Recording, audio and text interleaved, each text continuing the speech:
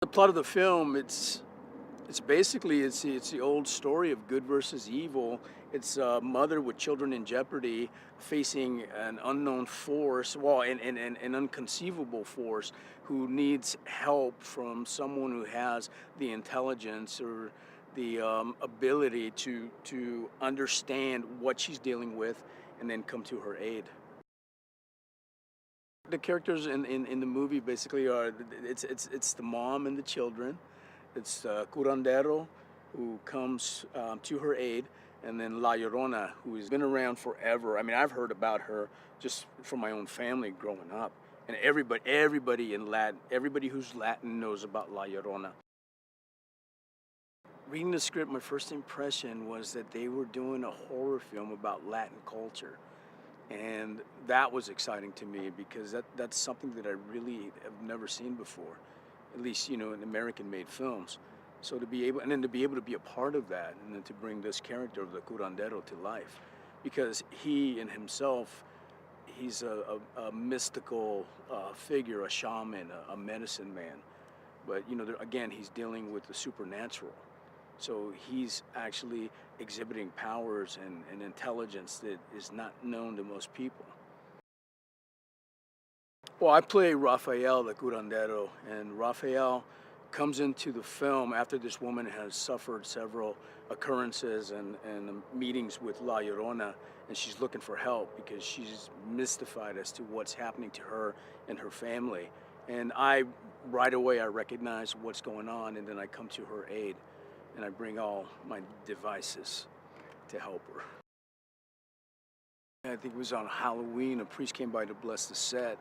And again, we had a curandero who came by to clean the set, which is important because, there's been episodes where horror movies were made, and then afterwards, after the horror film was done, bad things happened to people who were involved in these films.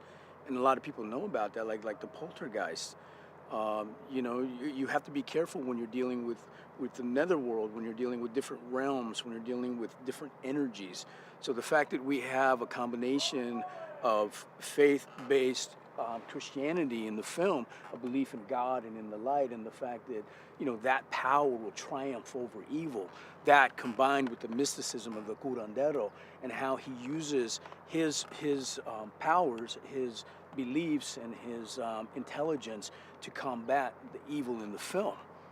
And that's what makes for a strong, powerful defense against this evil presence. Working with Linda it's a pleasure because Linda shows up. Oh my God, she has so many different choices about what she's gonna do in the film, and she has this part. She has this woman who is basically out of control.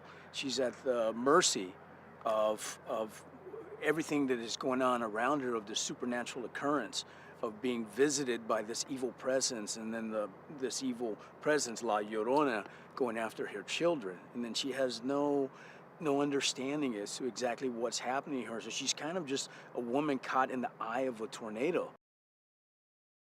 Chaves is directing the film, and he's doing an amazing job because he's so enthusiastic about what we're doing. I mean, he gets so excited about the work that we're doing, and we're doing these really complicated scenes, and when it's going really well, he'll start yelling at you about how great it is while we're shooting.